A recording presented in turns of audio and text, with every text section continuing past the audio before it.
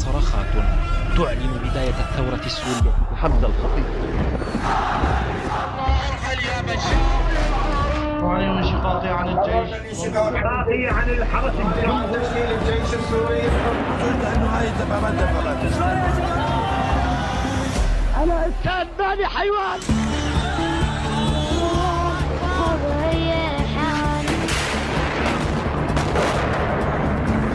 سنذهب الى سوريا. وليت عليكم. الجيش التركي توغل مع الرئيس الروسي في سحب المجموعات الروسية. هكذا كانت النهاية.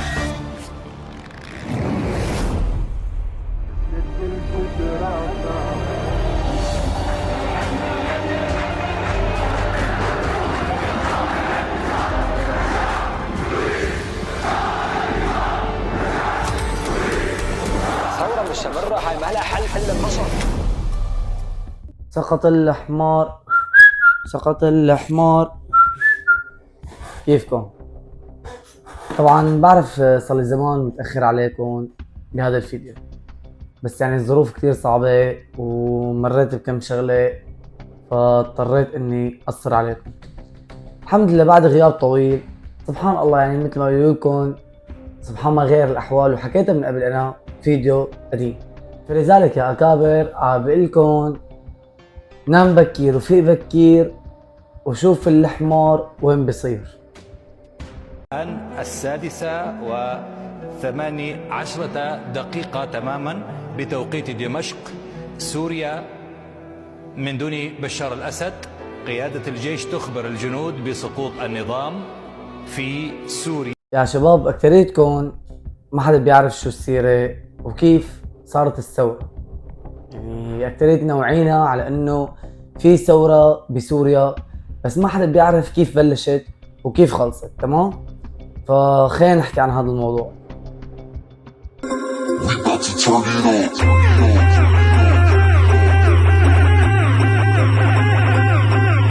تمام، اليوم الفيديو رح يكون شوي جدي، تمام؟ مو مثل باقي الفيديوهات القديمة. فلذلك رح نحكي اليوم عن كيف صارت الثورة لحتى خلصت. طبعا مثل ما بتعرفوا ببلدان عربية كتير صارت ثورات وقامت وبعدها انتهت، يعني طبعا كلياتهم بفترة قصيرة، وفي منهم امتدت لفترة طويلة، بس طبعا مو مثل سوريا واللي هي قامت الثورة ب 2011 الشهر الثالث. طبعا بوقتها يعني كان بتعرفوا انتو ابهاتنا على قد ما بيتفرجوا على الاخبار وكذا كانوا في اولاد صغيرة قاعدين، من بيناتهم شاب اسمه حمزة الخطيب رحمة الله عليه ويجعل مسواه الجنة وربي يجعله من الشهداء يا رب. فبتعرفوا الاولاد الصغيرة بتتأثر بالاخبار او بافلام الكرتون او باي شيء بيتفرجوا عليه، تمام؟ فبصيروا بدهم يطبقوه على الواقع. فراحوا كتبوا على الحيط حمزة ورفقاته، طبعا الله يرحم هيك يا رب شهدائنا ويجعل مسواه الجنة، برجع بحكيها مرة ثانية. كتب على الحيط طبعا جاك الدور يا دكتور. خبروا على الأطفال طبعا واجوا اعتقلوهم. تم اعتقال حمزة ورفقاته. طبعا حمزة ورفقاته من أهالي درعا، وانتوا بتعرفوا يعني أهالي درعا بعمرهم ما سكتوا عن حقهم. طبعا عملوا حالهم كعشاير وراحوا لعند الفرع اللي كان مقيم فيه حمزة ورفقاته. طبعا من كثر التعذيب اللي عذبوهم وطبعا ما لاحظت صور حمزة الله يرحمه يا رب، لانه صور يعني مو منظر انه حدا يشوفهم، تمام؟ فلذلك رح نكتفي بس بالحكي. طبعا هون العشاير راحوا لعند رئيس الفرع فحكوا له انه يعني اولاد صغيره وكذا يعني خلينا نطلعهم يعني وخلصت السيره ونحلها سلميه، يعني ما بدنا نقومها وكذا وتكبر السيره، يعني اولاده غلطوا. فبجاوبوا الرئيس الفرع بهديك الايام روحوا جيبوا اولاد غيرهم، واذا ما حسنتوا تجيبوا طبعا جيبوا لنا نسوانكم نحن بنجيب لكم بدالهم. طبعا هون الشيوخ العشائر اكيد ما حترضوا بهذا الشيء، فلموا بعضهم طبعا كان يوم جمعه وصار عندهم يوم الجمعه له اكثر من اسم. صار عندهم جمعه الحريه، جمعه اسقاط النظام، جمعة الأهالي المجتمعة، جمعة اليد الوحدة، جمعوا بعضهم كطلاب جامعات، كطلاب مدارس، طبعا من الجوامع، من البيوت، العالم طلعت مظاهرة سلمية مشان يطالبوا بها الأطفال. فطبعا هون بيطلع عليهم الجيش وبرد عليهم بالرصاص الحي. طبعا طلعت من درعا لحلب لحمص لأكثر مناطق بسوريا. فطبعا ب 2012 قامت الثورة علنيا وإعلاميا. طبعا هون صار في ثوار وصار في شيء اسمه جيش حر، اللي هن عبارة مو انه جيش حر من الجيش، طبعا لا، طبعا هن اهالي المناطق كل مين عنده سلاح كان يطلعه، وكل مين عنده قطعة سلاح صغيرة، سلاح ابيض ولا اي شيء كان يطلعه ويواجه فيه الجيش طبعا اللي عم يقتل الشعب بالرصاص الحي. فمن بعدها تشكلت مجموعات صغيرة، كل مجموعة بتحمي منطقتها، فبهالفترة سموهم بالمجموعات الإرهابية. طبعا هون اتمددت الثورة لدمشق، وكنت أنا موجود فيها، يعني طبعا كنت صغير بس بوعاها. فب 2012 يا حبايب بالشهر الثاني اعتقلوا 800 شخص من الزبلطان، من منطقة الزبلطان. طبعا ما كان في شيء، كانوا طالعين مظاهرة كمان سلمية بغصن الزيتون. طبعا في عالم كتير ما كانت لها علاقة ابدا تحملت واخدت واعتقلت من الزبلطان.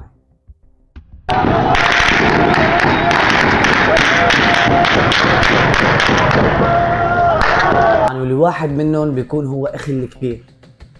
طبعا اخي الكبير اعتقل ب 2012 الشهر الثاني. طبعا هون اخي كان معتقل بفرع آمرية الطيران بمنطقة المزة، وفكوا أسره الحمد لله بالشهر السابع. طبعا أخي فاجأنا بقدومه على البيت.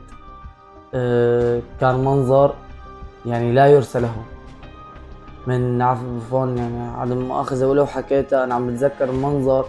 يعني كانوا أصابعه كلهم مضروبين،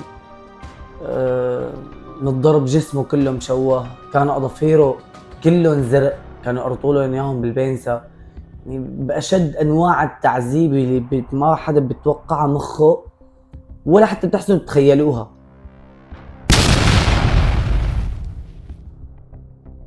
لك مين ربك ولا حيوان؟ لك مين ربك ولا حيوان؟ لك مين ربك ولا كلب؟ الحمد لله اخي انه رجعنا بخير وسلام الحمد لله. فمن بعدها بال 2013 تم الحصار على منطقة الغوطة الشرقية. طبعا اكلنا كتير شغلات ما حدا بيتخيلها بحياته. طبعا الخبز العادي كان عنا اسمه الخبز الاسدي، يعني هذا كان حلم لمجرد عيلة صغيرة ربطة الخبز صارت عنا حلم. وطبعا الحمد لله مقومات العيشة كانت كلياتها مختفية عنا، وطبعا مقيمين مع أشد أنواع القصف بالغوطة الشرقية. طبعا هون اتدخلت اللي هي إيران والصين، وطبعا هون كانوا يقصفوا الأماكن المتجمعة فيها للناس مثل الأسواق مثل الشوارع. يعني فعليا هن ما كانوا يضربوا مناطق على قولتهم الإرهابيين، طبعا لا، هن كانوا عم يقصفوا مدنيين العزل. يعني كانت تجي المروحية بهديك الأيام كانت تزت شيء اسمه برميل. طبعا كلياتنا حنفكر انه هو البرميل العادي اللي بحطوا فيه المي او المازوت او هيك شيء، طبعا هو لا، طبعا هو شيء اسمه برميل من قوة الانفجار تبعه او الضغط تبعه فسموه البرميل. طبعا هذا البرميل كان ينزت من على بعد آلاف الكيلومترات لحتى ينزل بضغط عالي على الارض وينفجر. يعني شو بدي لكم، يعني في كتير شغلات اذا بتكمشوها بيكون وزنها ربع كيلو تمام او لحق لكم 250 جرام، اللي هي عباره تمام اذا بتكمشوها بتفلتوها، فهي وقت تنزل رح تكون وزن مثلا 3 كيلو من عزم الضغط اللي سحبته من الجو. طبعا بهديك الايام كان الحصار على الغوطه يعني صعي شديد، بس كنا نطلع الصراحه مظاهرات وما نوقف، كنا كل يومين 3 نطلع، حتى انا كنت اطلع وانا بقناه اورينت اذا بتسمعوا فيها، طلعت على التلفزيون بس الصراحه انا ما عاد لقيته للفيديو ابدا لحتى اني ارجع ورجيكم اياه. طبعا بهديك الايام يا احباب صعي فتح طريق وصار يفوت اكل، بس اذا طبعا شيء محدد بتفوته، يعني كعيله العيله مثلا مكونه من 5 اشخاص كان بحق لنا تفوت ربطتين خبز. السياره العاديه تمام اذا كان فيها بنزين من فوق النص تمام لازم يفضيهم عنده بخلصوه اياهم، كان جايب خضره زياده بخلصوه اياهم، يعني لدرجه انه مره حشا نعمه الله انا شفت العسكري قاعد على كرسي من خبز، كرسي قاعد عليه يا جماعه من خبز، انتم متخيلين المنظر؟ قاعد ومادد رجليه وحاط رجل على رجل، يعني هي نعمه رب العالمين، يعني وصلت معكم لهون. طبعا بهديك الايام يا احباب كان النظام عم يشد على الطائفه العلويه، عم يحكي لهم انه اهل السنه وانه هن بكره اذا بيستلموا بيقتلوكم وبيذبحوكم و يعني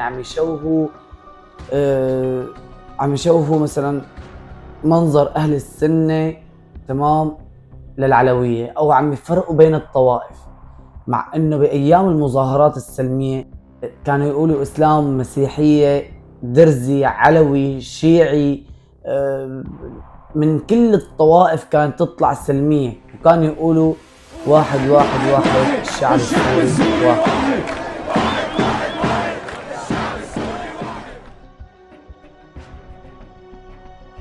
طبعا بال 2017 تم الافراج عن الغوطه الشرقيه، ولكن بكميه شهداء طلعت من هنيك يعني بشكل لا يوصف، وطبعا بهدم البنايات والبيوت من وراء القصف بشكل لا يوصف. يعني انا وقت طلعت من منطقتي اللي انا ساكن فيها ورجعت لإلها ما عرفتها وضعت بين حاراتها. طبعا ب 2018 يا احباب اقاموا عنا بمنطقتنا شيء اسمه التسوية. طبعا هي التسوية هي عبارة عن انه الشباب اللي كانوا مقيمين داخل الغوطة الشرقية او خارجها يجوا يعملوا تسوية حتى ما يكون عليهم شيء ويرجعوا لحضن الوطن. تسوية أوضاع العشرات من المتخلفين عن الخدمتين الإلزامية والاحتياطية في بلدة كفر بطنة وعودتهم إلى وحداتهم العسكرية. طبعا أنا بوجه رسالة لجميع الفارين من خدمة العلم أنه يرجعوا لخدمة الوطن مرة ثانية، والوطن مستعد لاستقبالهم. طبعا ونحن فئة من الشباب اللي حابين يلتحقوا بخدمتهم ويكملوا خدمتهم اللي قصروا فيها نوعا ما. قررنا انه نسلم حالنا مجموعه من الشباب يعني طوعيا، وقدمنا اسماءنا نحن ومجموعه من الشباب شفت يعني، والامور بخير الحمد لله، وامورنا يعني ظابطه ان شاء الله، وطمنونا والامور تمام الحمد لله. وبتمنى من كل الشباب الفارة من خدمه العلم انه ترجع وتسلم حالها والوضع بخير وفي شيء يعني كل شيء موجود صار بيطمن. طبعا هون كانت الكذبه الاكبر، واللي هن كانوا كرمال يجمعوا عالم داخل سجن سيد نايع المعرف بالمسلخ البشري.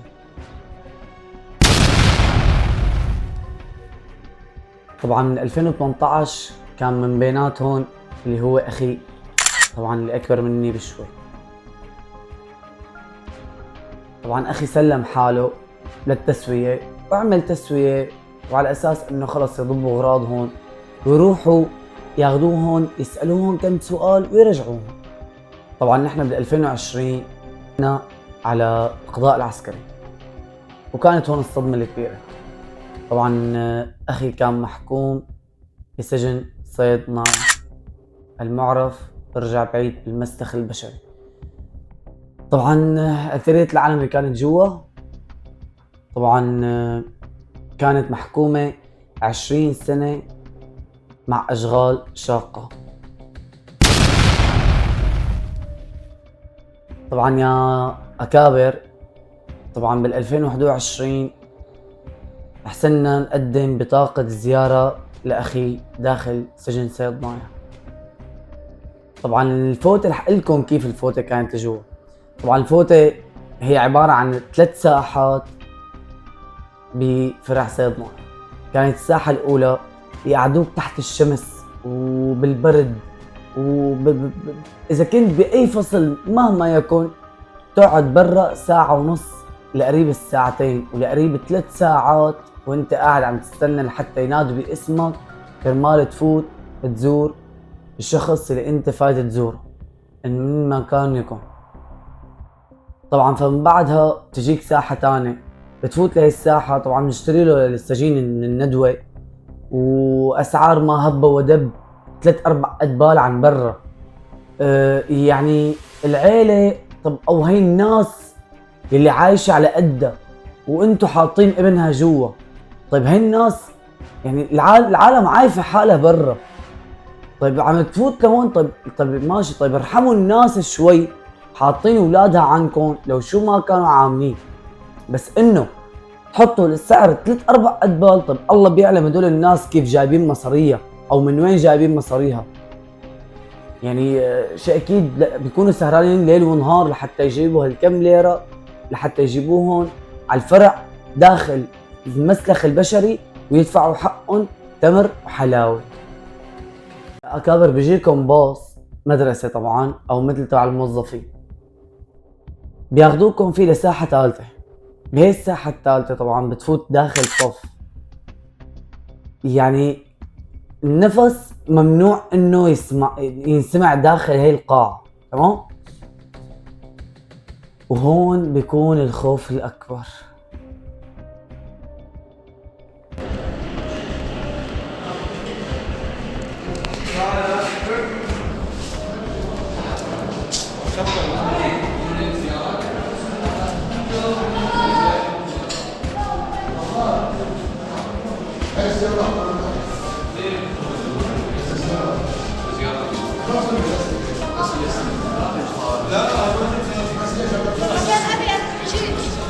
شباب اعطي دخان من هون.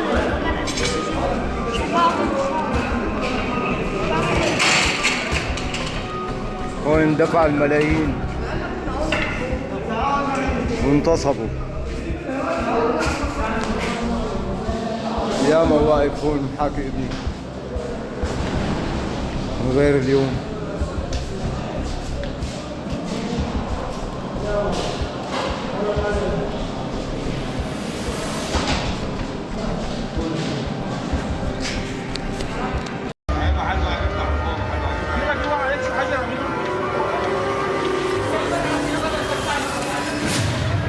عيشتك مخالفة. نسمح لك 3 شغلات، يعني انت بدك اي طريقة يخلصوا منك، بس اي طريقة ما بيعرفوا. بيمنعوا عنك الاكل، الدواء كان ممنوع يفوت النحن الا بحالة واحدة اذا حسنا نسرق.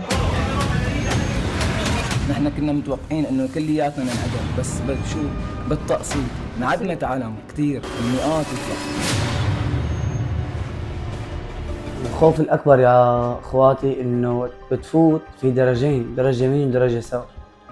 على حسب ما انت بتطلع على الدرج، من اول ما بتفوت على الباب داخل الزنزانات كرمال تشوف اخوك او قرايبك او اخوكي او جوزك او ابوكي او عمك او خالك او ابن او اي حدا. هون بيكون الرعب انه كل ما عم تجوا عم تزوروه عم تشوفوه انتو بمنظر يعني لا يرسله بزيادة عن اللزوم. يعني عم بيكون مثلا بتجوا انتو بتزوروه مثلا كان وزنه 55، بالزيارة الثانية بتجوا بتلاقوا وزنه 45 فعليا، يعني بشكل لا يوصف، يعني بشكل كتير مرعب لدرجة ما بتتخيلوها. يعني انا كشوف عيني يا اخواتي كان في واحد معتقلينه لا ايدين ولا رجلين على الكرسي المتحرك، هن عم يجيبوه محكوم 20 سنة. طب هاد شو إلكم فيه؟ شو لا ايدين ولا رجلين يا جماعة، والله شوف عيني، والله العظيم شوف عيني، لا ايدين ولا رجلين، مقطعين، حاكمينه 20 سنة. ليش؟ شو بدكم فيه؟ يعني لدرجة ما حدا بيتخيل هالمنظر يعني، ولا حدا بيصدق طبعا شيء اكيد، بس قال من رأى ليس كمن سمع. طبعا يعني اللي ما فات لجوا بهديك الايام وقت كان موجود النظام داخله، لا حدا يقول لي انه والله هو سجن عادي او كسجن مثله مثل اي سجن ثاني. يعني اهل السجين كانوا يتعاملوا على انهم هن السجين داخل السجن. بهديك الفترة طبعا كان اخي انه حطوا لي مصاري، طبعا حط له مبلغ يعني تقريبا حوالي ما يعادل 500,000 بهديك الايام. لحقلكم رح نكون حاطين له احنا 500,000، تمام؟ هال 500,000 ما بيصلوا منهم حوالي تقريبا 100,000. الباقي المصاري اللي بياخدهم هو العسكري المقيم او واقف جنب اخي لحتى ما يضربه بعد الزيارة. طبعا كانت الزيارة لانه لاخي، طبعا اي سجين مو بس اخي كانوا ياكلوا قتل بعد الزيارة. طبعا بهديك الايام يعني كانت كتير جدا صعبة عن جد، كان ما حدا بيتخيل منظرها، ولا حدا بيتخيل المواقف اللي تصير معنا، ولا حدا بيتخيل الذل والعار اللي كنا احنا موجودين فيه او اللي احنا نشوفه بعيوننا ونحن ساكتين كمواطن سوري عم يذل سوري. طبعا الحمد لله يلي صار هذا الشيء وتحررت سوريا. طبعا بسنة 2024 12/8 تحررت سوريا، وكان هاد احلى خبر بحياتي كلها.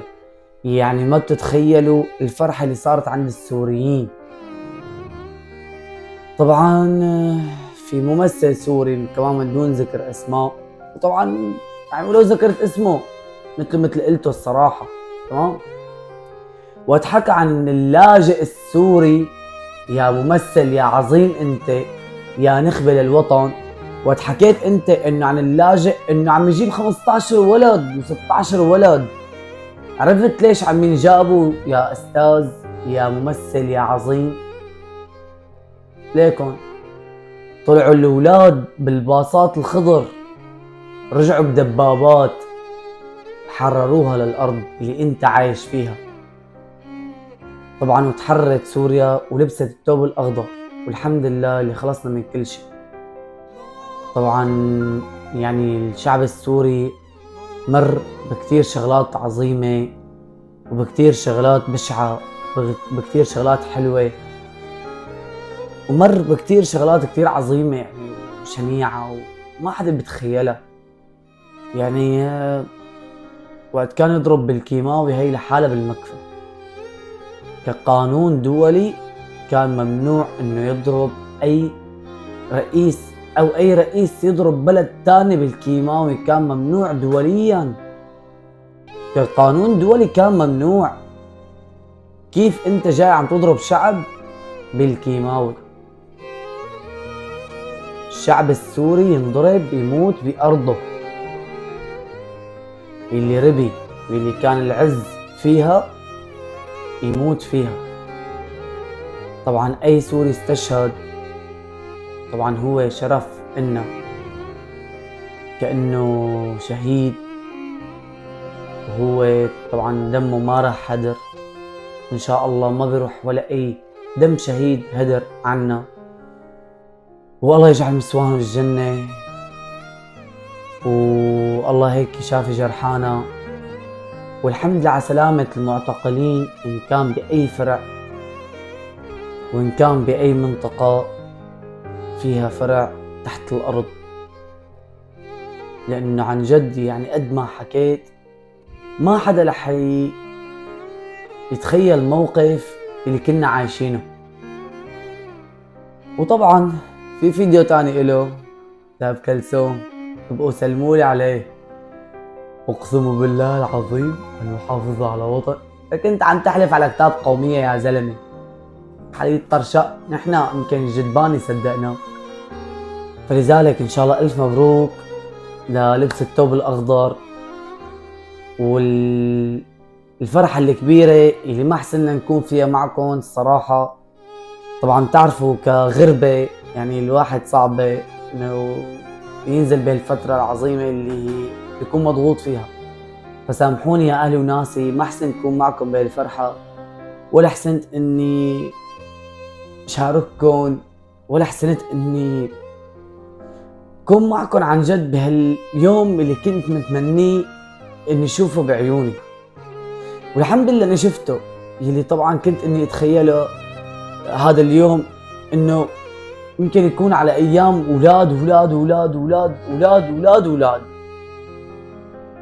الحمد لله على كل شيء، والله يرجعنا لاهلنا سالمين غانمين، وان شاء الله مجتمع فيهم. الحمد لله اللي طلع بالسلامه، والحمد لله على سلامتهم. يعني انا ما عاد احسن احكي اكثر من هيك الصراحه، مو بالشيء لا، بس من اشتياقي لسوريا واشتياقي لاهلي، وطبعا الفرحه اللي عن جد صارت عنا بسوريا.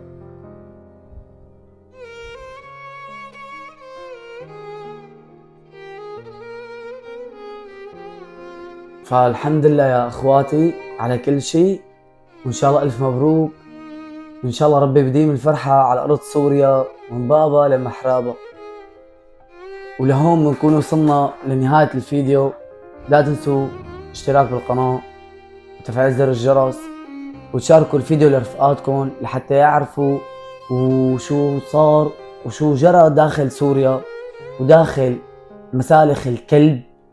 يعني معلش ولو حكيت حش السامعين، والله يجعل كيده بنحره ونرتاح بقى.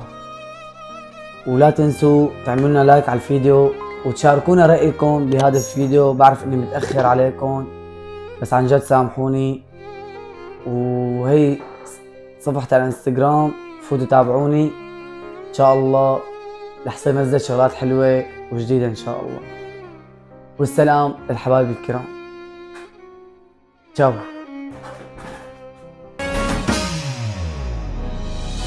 رفرف يا كايدهم رفرف أحرار، وفيك بنتشرف أنا ثائر ماني متطرف، والثورة بدمي لجل الوطن دم بينزف، شهدانا عالجنة بتنزف، والما يعرف خليه يعرف حرية حلمي. رفرف يا كايدهم رفرف أحرار، وفيك بنتشرف أنا ثائر ماني متطرف، والثورة بدمي